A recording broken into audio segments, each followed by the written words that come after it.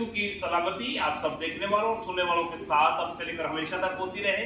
इस वक्त हम शारजा अल नवाब होटल में मौजूद हैं और मेरे साथ यूएई के तमाम चर्चेस के पास्टर साहबान मौजूद हैं। यहाँ पर एक पास्टर्स कॉन्फ्रेंस थी, उसके लिए हम यहाँ पर जमा हुए हैं।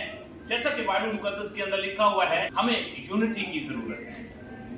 और जब हम इब्तदाई कलीसिया का मुताला करते हैं तो यीशु मसीह के सौदे आसमानी फरमा जाने के बाद हम देखते हैं कि 120 की जमात जो थी वो एक दिल होकर, एक जान होकर, मुत्तहिद होकर, हम ईमान होकर वो दुआ में ठहरे हुए थे और यीशु मसीह के उस वादे का इंतजार कर रहे थे, क्योंकि यीशु मसीह ने फरमाया था कि जब तक तुम्हें कुव्वत का लिबास ना मिले तुम ठहरे रहना। तो जब हम देखते हैं इब्तदाई कलीसिया के अंदर 120 की जमात ने